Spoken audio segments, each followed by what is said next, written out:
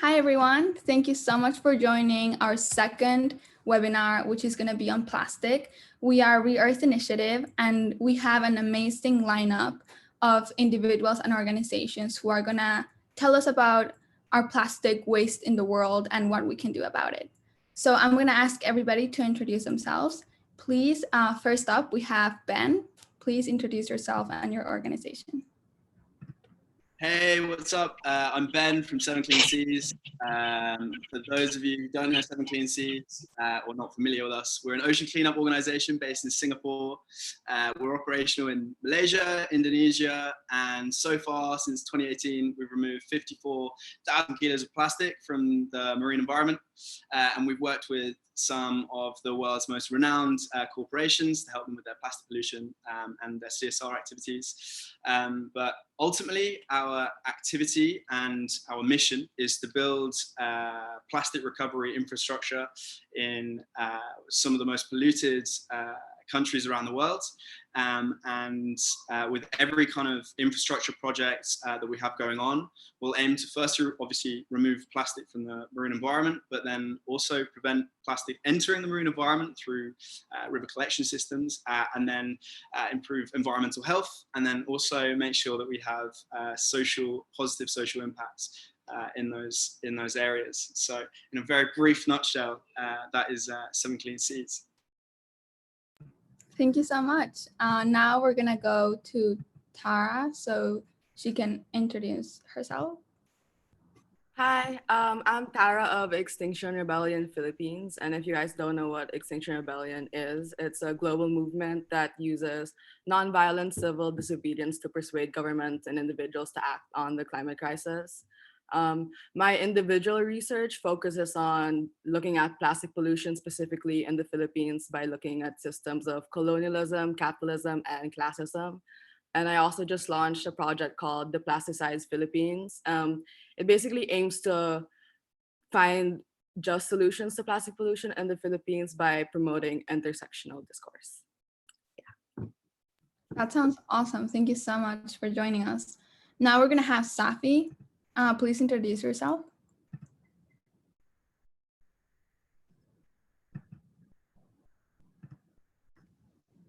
Hi everyone, nice to meet you. I'm Saffy, lecturer and College of Environment in Afghanistan. We have to work a lot regarding to the policies for plastic pollution, how to make these policies. We had two options that we work on. One was plastic bag ban, usage of plastic bag, and the second one was implementation of taxes. Yet we are not finished with these, but our work is on progress. Thank you. Thank you. And last but not least, sorry about that. Last but not least, we're gonna have Melati. Please introduce yourself. Hi, everyone. My name is Melati. I'm 19 years old and coming at you from Bali, Indonesia. My story really begins when I was 12 years old here on the island of Bali growing up.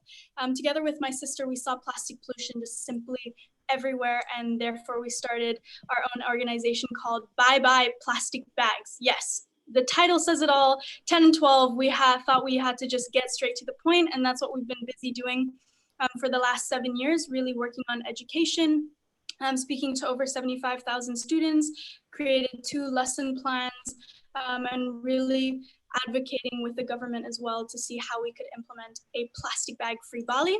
And finally, as of last year, we have implemented the ban on plastic bags here on our island home. So that's really what we, together with a lot of our partners and like-minded organizations, we have achieved here on Bali after 6 years campaigning. Happy to be here tonight with all of you.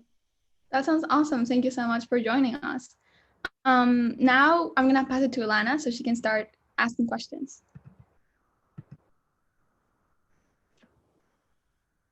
Great.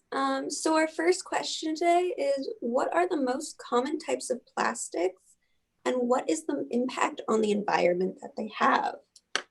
Let's start with Ben. Awesome. Yeah, thank you. So plastics, there's 7 main types of petrochemical plastics. So these range from PET, HDPE, PVC, LDPE, PP. Then there's polystyrene, which is the worst thing in the world. And then there's glass. So these are the general plastics, and the ones that are readily recyclable is usually PET, HDPE, and then PP, like the ones that recyclers usually look at to kind of put back into the circular economy. But as for their effects on the environment, going through research, you usually find that there's kind of 2, I guess, main categories or 2 ways to look at how plastic pollution affects the marine environment. So the first way is direct. So what actually happens when I mean, I'm sure you've all seen the photo of the straw up the turtle's nose, or kind of the seagull's belly full of plastic. So that's the direct impact of me throwing something into the ocean. And that's kind of where you see the immediate impact of plastics, I guess. And then the second way is indirect, which is a lot more kind of elusive and a lot more long-term. So a couple studies were released, one showing the impact of like plastic toxins on kelp, urchins, and gooseneck barnacles. And it basically showed that chemical leakages from plastic breaking down, such as BPAs and DEHPs, had kind of growth effects on generational through their kelp, through the gooseneck barnacles. And then also it had hormone disruption. So in terms of the marine environment, you have this immediate impact, and then you have this underlying, I guess, pandemic, which is kind of as the plastics break down in the natural environment and in the ocean, which will come about. And kind of what's happening now is that we're seeing these effects on the ecosystems, but then you'll also then start to see the effects on human health as well. So sorry if that was like super doom and gloom, but I guess there's a lot of different factors to this issue that I guess people need to understand. And it's not just the photos that we see immediately, but it's also this underlying issue where as the plastics break down, it impacts biodiversity and ultimately then impacts humans and our human health. But yeah. Thank you. That was super informative. Now I'm gonna ask Malati, do you have anything to add to that? Yeah, I was just gonna say, Ben, that was like top notch. You hit it on the nail right there. You know, I was gonna bring it a little bit more into, you know, I do live in those pictures that go viral. Absolutely. Bali, you think about it, you think picture postcard, paradise island. And the reality of it is, you know, we have a so-called trash season where plastic is just ending up in all sorts of places that it shouldn't. There's really a no escaping it factor. So a little bit more on like exactly what we're seeing here, the plastics that are ending up there. During our cleanups, when we do, you know, we host Bali's biggest cleanup as an annual symbolic event. We gather over 45,000 people over the last 3-4 years that we've been running it. And over and over again, the common pieces of plastic we are finding and seeing often are what Ben was saying as well, the ones with less value. So we're talking about, you know, the thin pieces of plastic bags or the sachets, or here, especially in Indonesia, we have a lot of those thinly, again, plastic little bags where we put a lot of, you know, drinks inside and we toss it out with our straw straight away. So we see a lot of straws as well. Plastic that has no value ends up in the environment. And unfortunately, that's just because we can't create a large enough incentive for the informal waste sector to, you know, collect it and bring it back into the value chain. And yeah, I mean, there's so many effects. Again, tapping into what Ben said, there is an educational gap, and we're seeing that here on Bali. Whenever we go into a classroom, we really recognize that we have to go from square one. It goes into the basics of, is plastic good or bad? And you'd be surprised, but we still get the answer still today that plastic is good. And this is where, the education is such an important core part of our work with bioplastic bags, because we think we really need to change the mindset before we can, create any real impact. People need to understand the connection they have to the problem in order to change not only their own behaviors, but actually to move policy change.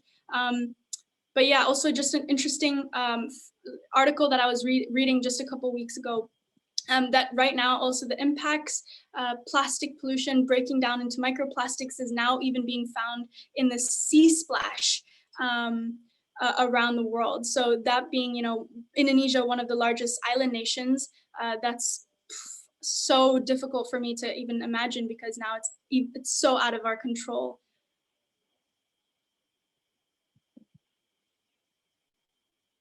Wonderful. Thank you for that info. It's great to hear from people who are really feeling these impacts. So I'm going to pass this on to Saffy.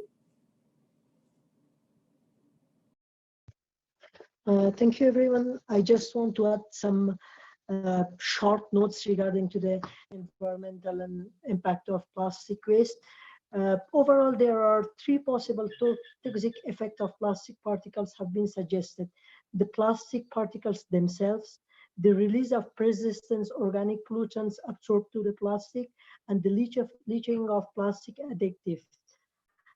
Since microplastic, or we can say microbeads, and these days they are very pollution, they are used inside the toothpaste or healthcare creams, such things.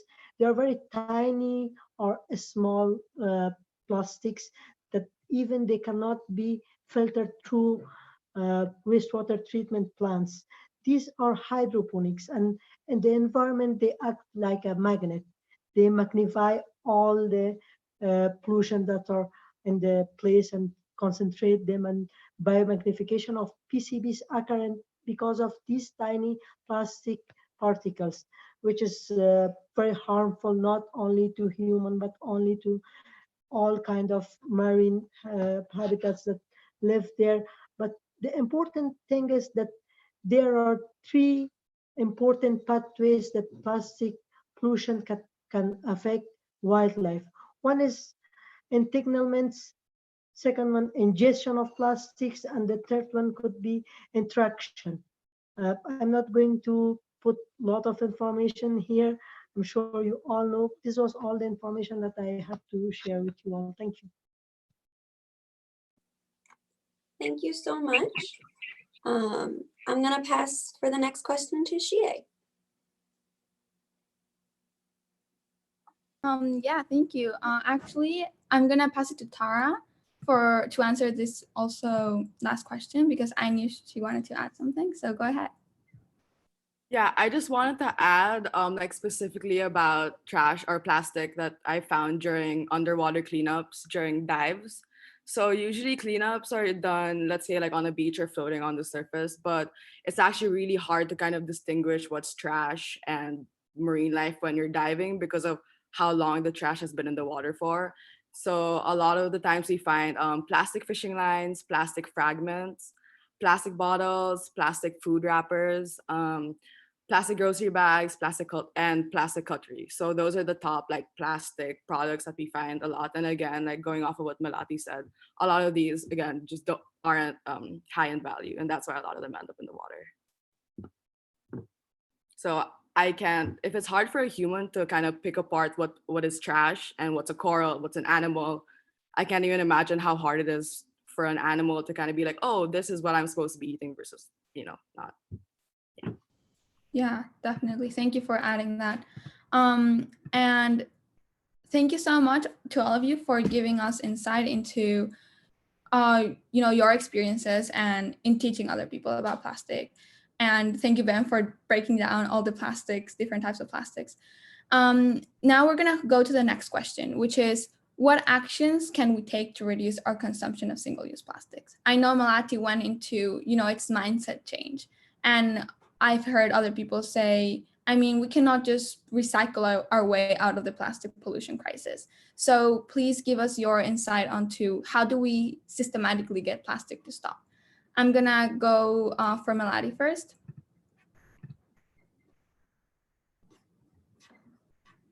Thanks. I think, at the core, at least, of our work, why we specifically focus on the reduction of single-use plastic is because, again, using the basic symbolic story of turning off the tap, we really feel like there can be a lot of cleanups and, again, a lot of efforts where it's important, but we really need to turn off the tap on actually using and consuming single-use plastic. So with bioplastic bags, that's always been our focus, and we really believe it can start today with the consumer, but it's more important to get industry, businesses, government on board, because I do believe that there needs to be, again, a systemic change, and that can happen a lot faster than it happened here for us in Bali. We were busy 6 years on the front line, and before we started, there were a ton of people, ton of organizations saying the exact same thing, and should not have taken us 6 years to ban one single-use item, especially when we look at the overall country goal of reducing 70% of waste by 2025. That is 5 years away. So there are a lot of questions to be raised. But I do think I must say that the reduction of single-use plastic, again, not all plastics, but specifically single-use plastics, the ones that we use like straws, bags, even bottles, I challenge, to create a systemic change around refillable stations and making that across cities, across villages. I think that that's the most easiest low-hanging fruit to tackle. Definitely, yeah.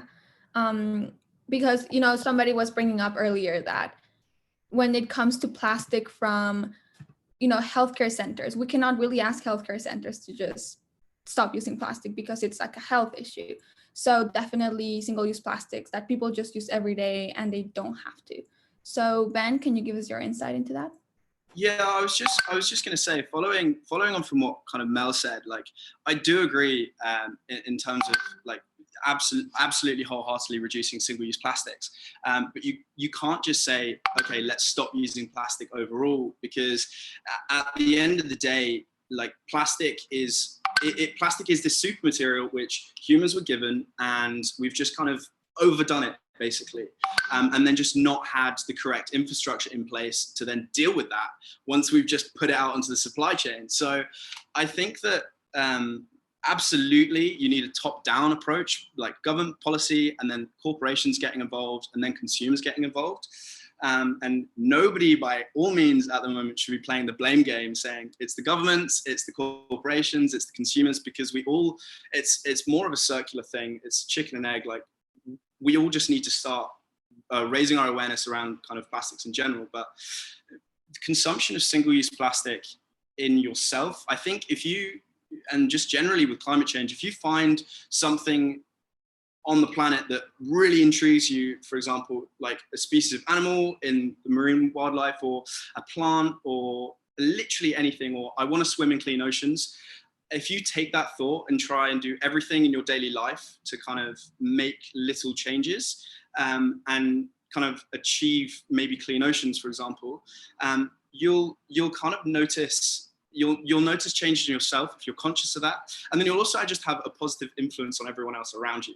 So I guess for yourself and from what you can do, you can just kind of be positive about it and use less single plastic whilst having this thought in your head. But as a kind of a systematic change and systemic change, looking at policies to influence corporations, and then consumers also changing their habits whilst using single-use plastic and being that a little bit more conscious of kind of the topic within climate change that they want to change, then I think that will then drive corporations into a position where, to be the best in their sector, they have to be sustainable and they have to have those initiatives. But yeah. Yeah, I totally agree with that. I know like there's a lot of restaurants here in the city that claim to be sustainable because they use certain types of ingredients or certain types of food, but then, their packaging is all plastic. And I write to them and I say, why are you still doing this? And every year, like literally every year, they tell me, oh, we're gonna stop using single-use plastic soon. So yeah, now I'm gonna go to Tara so you can give us your insight into this question. Yeah, so I just kind of wanted to start off by saying, like, I feel like someone's ability to become like zero waste or to reduce their single-use plastic to a very minimum is really dependent on their place in society. for example, in the Philippines, 18 million families live under poverty. The Philippines is one of the top plastic polluters in Southeast Asia. And these 18 million families rely on single-use plastic sachets. It's the only thing that they can afford to have access to basic products like shampoo, toothpaste, soap, things like that. So it's kind of difficult to just say, oh, let's just stop using single-use plastics, because for some people it's not a possibility. And also I think it's important for people to be aware about like greenwashing. If you guys don't know what greenwashing is, it's basically when an organization, a business, or an individual kind of capitalizes and takes advantage on the climate crisis as a way to market a product or a service that actually isn't sustainable. So for example, like greenwashing could be H&M, they're still considered one of the biggest pollutants in the fashion industry, and they just released an eco-friendly fashion collection that's made out of like 100% organic materials. But again, they're still considered one of the main polluters in the fashion industry. And it's not like they're actually stopping the production of their other types of products. So it's just, again, adding more waste. Yeah. And also right now, it's really hard to kind of live like a zero waste lifestyle. But if you have access to it, TerraCycle is a really, really good company. Their motto is like, they can recycle everything. Again, recycling isn't the solution to this because it doesn't take into consideration energy lost, water, electricity needed to recycle plastics. So yeah, TerraCycle is a good business to kind of, you can ship their plastic to them and they recycle it to you. Yeah. If I can follow on from Tara's point, Yeah, I think that like you had such a good point there that I guess it's kind of if we're in a position to not use plastics because we can, and because I guess we're in the privilege to not use plastics, then make the conscious effort to not use single-use plastic. And it's such an interesting sector at the moment with sustainability, because sustainability does come with a price tag. And like, if you put eco or eco-friendly or environmentally friendly or sustainable or any of those buzzwords on a product nowadays, without doing any reading behind a product, so say you had a pair of shoes, for instance, that were supposedly made out of like 100% ocean plastic, for instance, and you as a consumer go, that's fantastic. This massive large corporation is making their shoes out of ocean plastic. But I guess then you kind of always have to do your reading into Ben,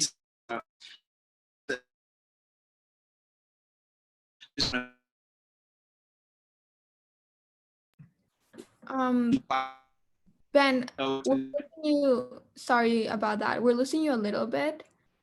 If we get you back, then you can finish your point. But for now, I know Melati has to leave. So I'm gonna give her a little, like a closing statement, space for a closing statement. So please just, oh, Ben, I think you're back, but we can go to you right after Melati says goodbye. But thank you. Okay, cool. Well, thanks for giving me the space. I'm sorry I have to leave. I am so happy that I got to connect with all of you on this webinar. I'm a big believer that when we come together, especially in times like now, to discuss, connect, share, it becomes a lot easier to go through a difficult time like now. So thank you for providing that space. And I think on the note of plastic pollution, it happens with the little steps. We have to also celebrate the little victories that we're able to achieve. And if we do have that privilege, again, step into the power that you have as a consumer, do your research, know your local area, find out who is active, who are offering solutions, and who maybe aren't on the right page or on the same page as everyone else should be. I think that there's true power in each and every one of us. We all have a role to play, and I hope that this webinar and all of the actions presented tonight inspire you to take action. Thank you so much. Bye, Melati. Thank you for joining us. And Bye, guys.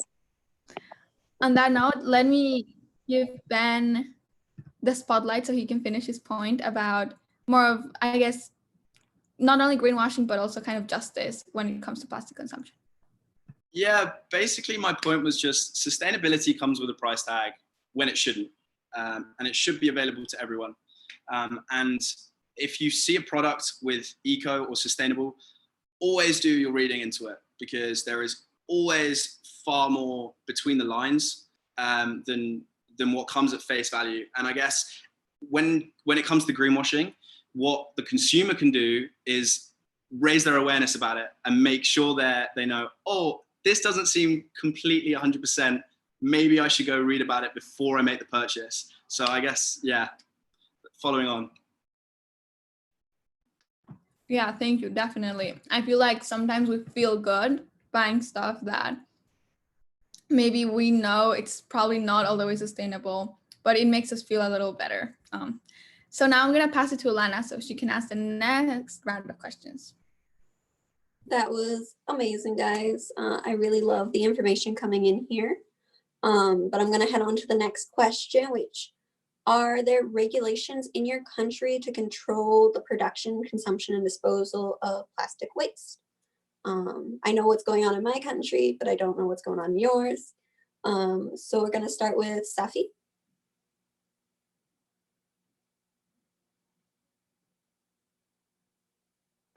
Thank you. I would like to, before going to talk about this kind of thing, I would like to give a little bit information regarding the plastic in Afghanistan and context of Afghanistan. Mostly important to reduce plastic consumption in Afghanistan, we need to improve education in Afghanistan.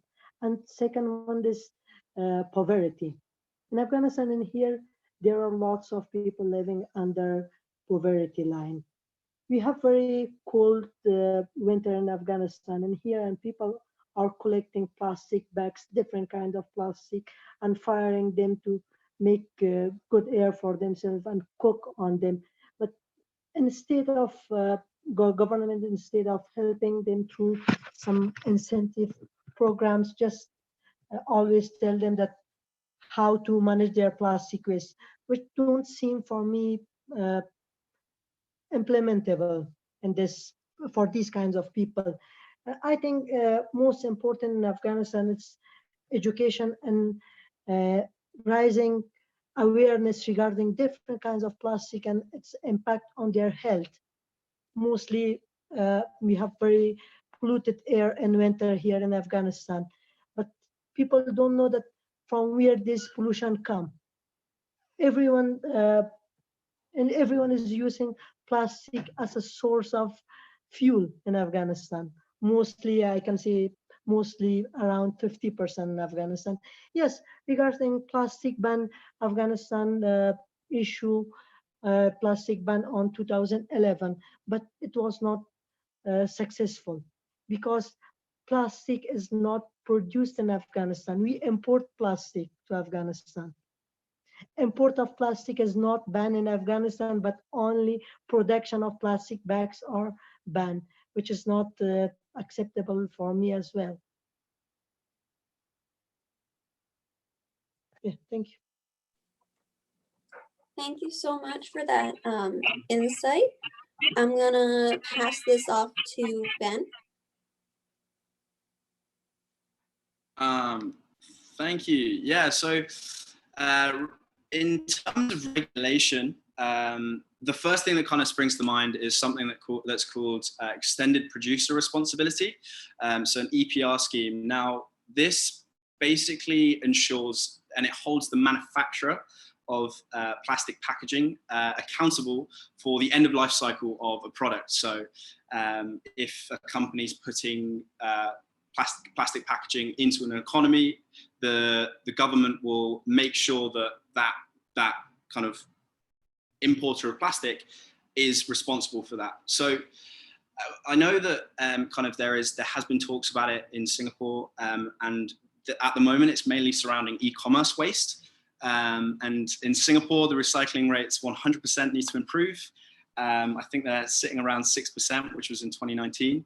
And the plastic entering the market in Singapore definitely needs to be accounted for. But in terms of kind of the UK directives, their EPR directives change so constantly with the market and with the fast-moving consumer goods companies. So I know that last year in 2019, they updated their EPR just because the market of plastic packaging in the UK changes so quickly that I guess governments are trying to keep up. But what's coming in April 2021 in the UK is a plastic packaging tax, which will apply to all plastic packaging, which contains 30% and under recycled packaging will be taxed. And then this tax will then go back into the waste management sector. So I guess, and curbside collection and things like that. So by implementing these taxes, you then kind of get the benefit of reinvestment back into waste management. But like Mel said from Byebye Plastic Bags earlier, you can turn off the tap with regulation, and you can turn off the tap with kind of, I guess, plastic substitutes or anything like that. But ultimately, if you turn off the tap, the bath is still going to be full. So I guess at CS, what we look at is how can you educate the public to turn off the tap.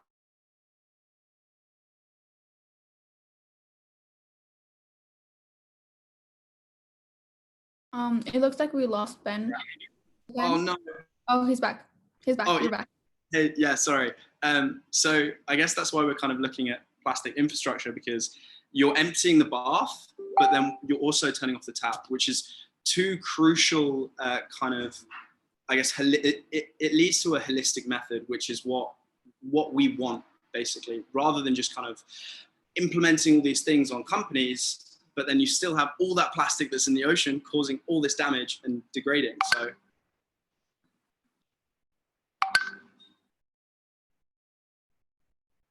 That was great. So I'm gonna pass this on to Tara. Yeah. So in the Philippines, we also have a ban on plastic bags, and a lot of corporate solutions they propose this idea of having like eco-friendly plastic bags, but a lot of these eco-friendly plastic bags are made from nylon or polyester, which is again a kind of plastic. So it really doesn't solve the problem because it's replacing a single-use plastic bag with another kind of plastic. And although it does reduce the amount of single-use plastic bags, people still forget to bring their reusable plastic bags. So they just end up buying more and more reusable plastic bags, which doesn't solve the problem. And also the Philippines is a part of the global waste trade. If you don't know what the global waste trade is, it refers to the international trade between countries for treatment, disposal, and recycling, which is oftentimes done for an income. So it's usually Western nations like the US, the UK, and Canada specifically that continue to ship their waste to less economically stable countries like the Philippines, India, and Cambodia. And of course, because these countries are in a poor economic state by Western standards, governments typically have to accept these shipments of waste, even if our own countries have our own problems of waste to deal with. So in the Philippines, let's say the waste we accept from the US, Canada, and the UK, it ends up polluting our own waters, or we set up incinerators, landfills, and recycling plants on our own land that leads to health problems in our own people and environmental problems in our own country, even if we didn't produce the waste in the first place. And also facilities like incinerators, landfills, and recycling plants are always located in regions or locations where less privileged groups live or where minority groups live. So in the Philippines, Valenzuela City is also called Plastic City. There's a big recycling plant called SDS Enterprises, I think, and the surrounding communities it's really hot in the Philippines. It's like 100 degrees most of the time, or 35 degrees Celsius. Our communities around there are inhaling toxic fumes. It's causing health problems, and they're in children even. And there's actually an interview went around. A woman was saying that even at night, even despite the fact how hot it is, they have to close all their doors, all their windows, and she said they have to bury their noses in their blankets just so they don't have to inhale the fumes. And again, like that's why recycling, I feel like, isn't really a good solution, especially because the recycling facilities are always located, again, where minority groups live. So yeah. Thank you guys for those answers. It's really great to hear about these things. I know personally in my country, because I live in the US, a lot of our own problems are getting shipped out to you guys, which is just really bad. But it's also great to hear of the many solutions that different countries are trying to take steps towards in different groups. Ben, did you want to say something? Yeah, I was just going to say, it's not also necessarily that kind of these countries are shipping their plastic waste out. It's actually just in general, the recycling infrastructure is just fairly incompetent at being able to firstly like manage people's waste at the end of life cycle, so the end of product, and then also then take that to recycling. So whilst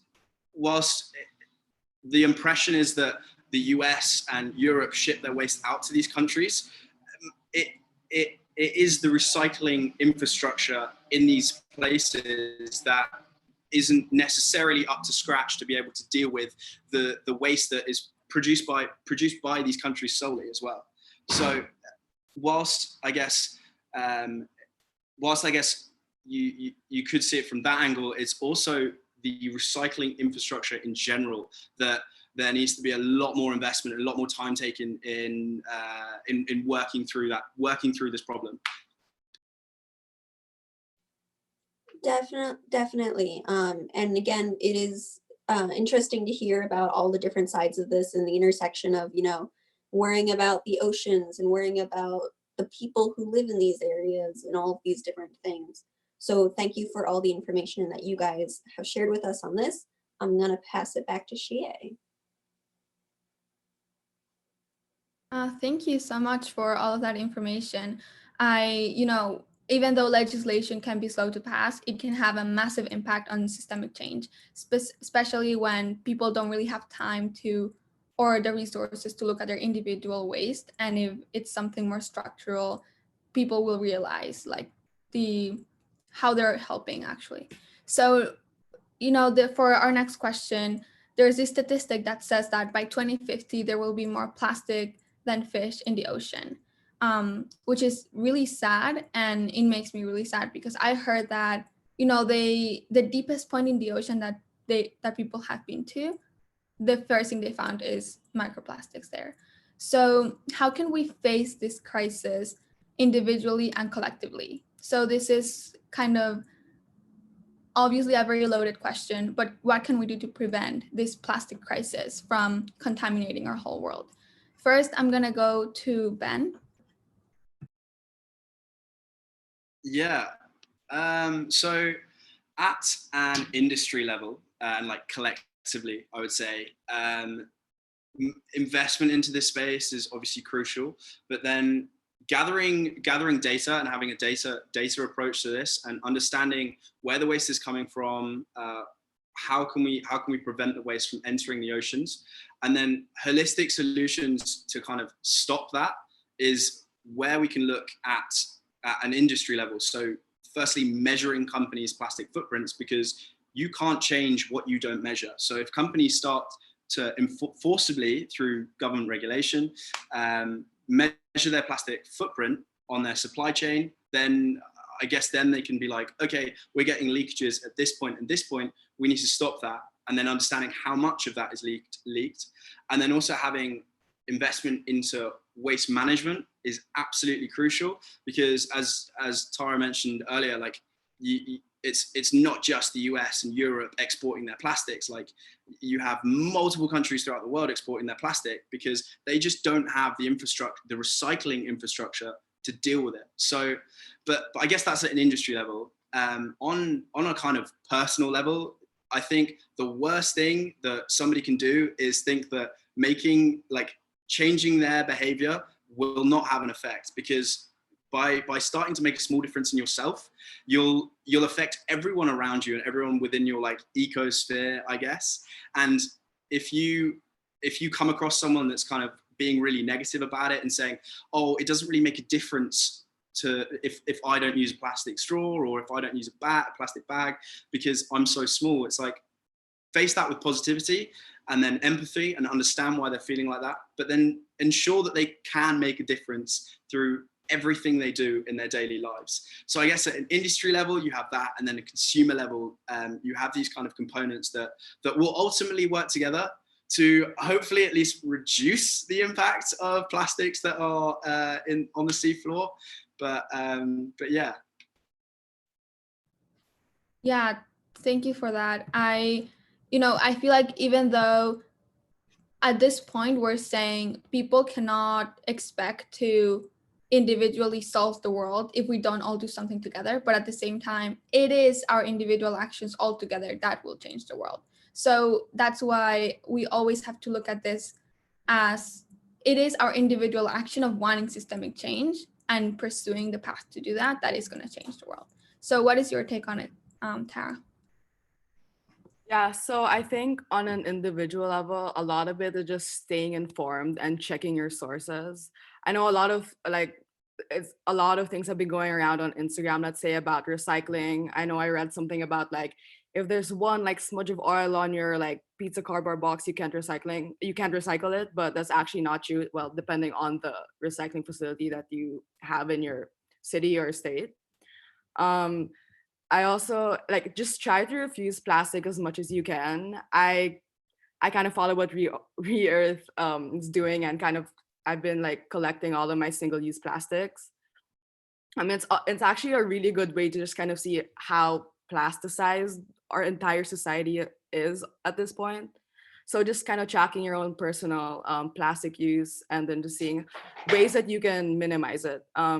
Also, there are a lot of companies saying that you have to use like metal straws and like buy all these like products, but really, if you can reuse what you already have, all the plastic products that you already have, that's even better than buying, let's say, a metal straw or like another like water bottle that you don't need. You know what I mean?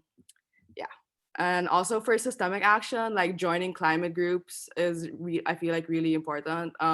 It's also another way to kind of connect with people who kind of see it the same way as you do, and you're also able to get kind of more sources, more information, kind of like a more like global approach to it, I guess. And trying to just talk to local establishments, reps, and governments if you have the chance to. Yeah, I totally agree with what you said. I think that, we are at a point where our society has so much plastic that I don't think any of us can, be in a room where there isn't, or wear clothes that don't have plastic. And we have to realize the impact that this is having on ecosystems, how industries have abused plastic to, have a lot of profit. And the thing with plastic is it can be very durable, but it is in their interest to make it disposable. It has come to the point where, having plastic spoons is cheaper than actually just buying plastic and metal spoons that are going to last longer. So we have to change our mindsets and all of those things. So we're almost done with time. And for the audience, I just want to say that Saffy fell through. I guess his Wi-Fi didn't work. But we're going to have closing remarks from our wonderful speakers. We already heard from Melati. And now we're going to hear again from Ben and Tara. So give it up for Ben for closing remarks. Yeah, thank you. Thank you so much, guys, for having me today. It's been great, like super informative chat as well. It's awesome to hear kind of what everyone's doing, like Extinction Rebellion, Metal with Byebye plastic bags. And I guess just one takeaway from today, if you kind of do anything tomorrow, but just make sure you kind of attempt to use less plastic and be conscious about your decisions that you make throughout your day. But yeah, thank you so much, guys. Thank you, Tara. Yeah, also thank you so much for having me. This conversation I feel like is very, very important to have, especially now where plastics are a big part in solving the problem that we're currently in. And I think my biggest takeaway is that we're not gonna get to systematic change in terms of plastic pollution if we without individual awareness or without individual change first. So I think that this change really just starts with ourselves. Yeah. So also it's really hard to kind of strive for this like no plastic like lifestyle, but I feel like it's not about striving for perfection. It's really just being aware and trying your best given like your privilege or like your place in society. Thank you so much for both of you and for our previous speakers for joining us in our second webinar. We are going to have this type of webinars every 2 weeks. We already had our water webinar. This is our plastic webinar. I think next week is World Environment Day. So we are going to have a more kind of ample webinar on things that are going on around the world. So I just want to thank the speakers, most of them based in Asia, which is where plastic pollution is hitting the hardest, as well as like after probably the oceans. So we have to be mindful. And also, I just wanted to bring up that not using less plastic and knowing that recycling is not the option doesn't mean that you can't recycle other stuff like cardboard and things that can actually be reused and are not harmful for the environment as much just because they don't break down indefinitely, right? So thank you again for the speakers for joining us. We are, let me see. This is us, speakers, moderators. So thank you so much for listening, and be sure to, we're gonna put all of their information in our Instagram. Be sure to follow their organizations or them individually. And we're gonna ask the speakers for, some of the links they wanna share with us and stuff like that, so we can give it to you guys. So thank you, everyone. You can unmute yourselves and say thank you and bye. Thank you. Thank you guys so much. Okay, bye.